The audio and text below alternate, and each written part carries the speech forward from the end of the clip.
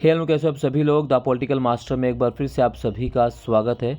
आज इस वीडियो में हम क्लास 12 के पॉलिटिकल साइंस का चैप्टर नंबर 7 जिसका नाम है क्षेत्रीय आकांक्षाएं, और इस चैप्टर से संबंधित वो सभी इम्पोर्टेंट क्वेश्चन जो बोर्ड एग्ज़ाम 2025 में पूछे जा सकते हैं, और वो सभी क्वेश्चन जो पूछे गए हैं पिछले सभी एग्ज़ाम में, इन सभी को हमने सिंगल वीडियो में शामिल किया है ताकि आप सभी लोग इस वीडियो का लाभ उठा सकें और अच्छे से अच्छे नंबर से पास हो सकें। अगर आप चैनल पर पहली बार विजिट कर रहे हैं तो चैनल को जरूर सब्सक्राइब कीजिएगा, बेल आइकन को भी प्रेस कर लीजिएगा। तो चलिए इस वीडियो को शुरू करते हैं। तो पहला क्वेश्चन जो 1 नंबर में पूछा जाता है वह है, भारत में किस दशक को स्वायत्तता की मांग के दशक के रूप में देखा जाता है। तो वह है 1980 के दशक, यानी 1980 के दशक जो है भारत में स्वायत्तता की मांग के दशक के रूप में देखा जाता है। द्रविड़ आंदोलन की बागडोर किसके हाथ में थी। तो द्रविड़ आंदोलन की जो बागडोर थी वो तमिल समाज सुधारक ईवी रामास्वामी नायकर पेरियार के हाथों में थी, और इन्होंने ब्राह्मणवादी जो प्राथमिकता थी, जो ब्राह्मणवादी स्थिति का विरोध किया था, और इसके द्वारा जो परिवर्तन किया गया था रेलवे स्टेशन का नाम या तमिल संस्कृति को बढ़ावा देने के लिए, इनके खिलाफ इन्होंने काफ़ी अच्छा आंदोलन किया। और इस आंदोलन की जो सबसे बड़ी विशेषता थी कि आंदोलन अहिंसात्मक रूप से चलाया गया और सफल भी रहा। डीएमके जो है ना किस भाषा का विरोध किया। डीएमके ने हिंदी भाषा का विरोध किया। कौन सा राष्ट्रीय दल जो अनुच्छेद 370 को समाप्त करने पक्ष में रहा है वह है भारतीय जनता पार्टी, और अब अनुच्छेद 370 को समाप्त भी किया जा चुका है। अनुच्छेद 370 संबंधित कौन सा राज्य है तो वह है अनुच्छेद 370 संबंधित राज्य है, इसका नाम क्या है, जम्मू एंड कश्मीर। हालांकि अब जम्मू कश्मीर जो है अनुच्छेद 370 को समाप्त कर दिया गया है और एक इसे यूनियन टेरिटरी का दर्जा दे दिया गया है। नेशनल कॉन्फ्रेंस के किस नेता ने प्रधानमंत्री इंदिरा गांधी के साथ समझौता किया है।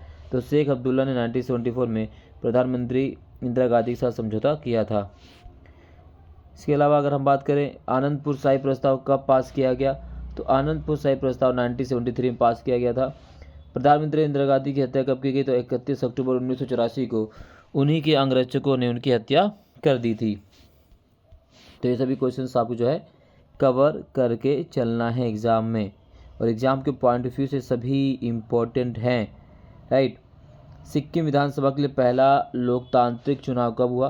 तो सिक्किम विधानसभा के लिए पहला लोकतांत्रिक चुनाव 1974 में हुआ और सिक्किम कांग्रेस को भारी विजय मिली। इसी प्रकार से पूर्वोत्तर भारत के किन्हीं 2 पड़ोसी देशों नाम, तो म्यांमार और चीन। आसू का फुल फॉर्म या वो संगठन पूछ सकता है, तो आसू की full form Assam students union जो है उसे आसू के नाम से जाना जाता है। ये क्वेश्चन प्रीवियस ईयर में जो कई बार पूछे जा चुके हैं। भारत के किस क्षेत्र के राज्यों को 7 बहनें कहा जाता है। तो भारत के उत्तर पूर्वी क्षेत्र के जो राज्य है जैसे असम, अरुणाचल प्रदेश, मेघालय, मणिपुर, नागालैंड, मिजोरम एवं त्रिपुरा, इन्हें 7 राज्यों के यानी 7 सिस्टर के नाम से जाना जाता है। अगला क्वेश्चन है इम्पोर्टेंट, वह है कांग्रेस पार्टी को लोकसभा में 415 सीटें कब मिली। तो 1984 की लोकसभा में कांग्रेस पार्टी को 415 सीटें मिली थी ऐतिहासिक रूप से, ठीक है। अगला जो मोस्ट इम्पोर्टेंट है वो क्वेश्चंस है कि ऑपरेशन ब्लू स्टार क्या था, इससे सिख समुदाय की भावनाओं को क्यों ठेस पहुंची, अथवा ऑपरेशन ब्लू स्टार क्यों चलाया गया। तो ये काफ़ी इम्पोर्टेंट क्वेश्चन है जो है ये 2 नंबर में आपसे पूछा जा सकता है। इसके अलावा मिजो अलगाववादी आंदोलन को जन समर्थन क्यों और कैसे प्राप्त हुआ। लाल डेंगा कौन थे, मिजो नेशनल फ्रंट के संस्थापक कौन थे। बाद में लाल डेंगा मिजोरम के जो है मुख्यमंत्री भी बनाए जाते हैं। ये सभी क्वेश्चंस आपको कवर कर लेना है। इसी प्रकार से क्वेश्चन पूछा जाता है कि पूर्वोत्तर भारत का पुनर्गठन कैसे और कब तक पूरा किया गया। तो पूर्वोत्तर भारत का जो पुनर्गठन है 1972 तक जो है पूरा हो चुका था।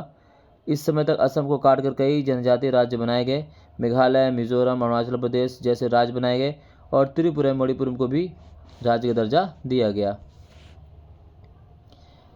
इसी प्रकार से द्रविड़ आंदोलन की विशेषता पूछी जा सकती है। डीएमके के किन उद्देश्यों के साथ भारतीय राजनीति में प्रवेश किया।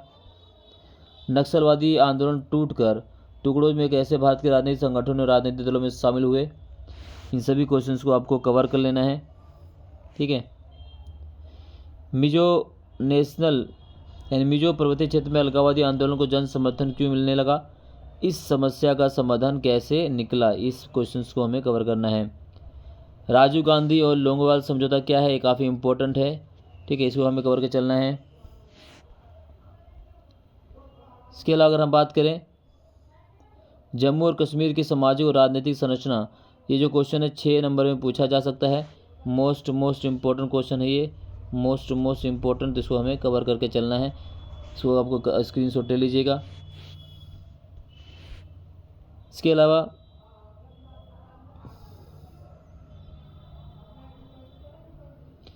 अगला क्वेश्चन जो 6 नंबर पूछा है वो है क्षेत्रीय आकांक्षाएं और उनकी पूर्ति लोकतांत्रिक राजनीति का एक अभिन्न अंग है, इस विचार से मिलने वाली किन्हीं 3 शिक्षाओं का वर्णन कीजिए। अगला है भारत जैसे विशाल देश के एकीकरण की दिशा में विविधता के प्रति लोकतांत्रिक दृष्टिकोण के लाभों का वर्णन कीजिए। 6 नंबर के क्वेश्चन है, ये 2 नंबर में पूछे जा सकते हैं। असम आंदोलन जो है सांस्कृतिक गौरव आर्थिक पिछड़ेपन की मिलीजुली अभिव्यक्ति था, इस कथन का औचित्य निर्धारित कीजिए। काफ़ी इंपॉर्टेंट क्वेश्चन है, ठीक है।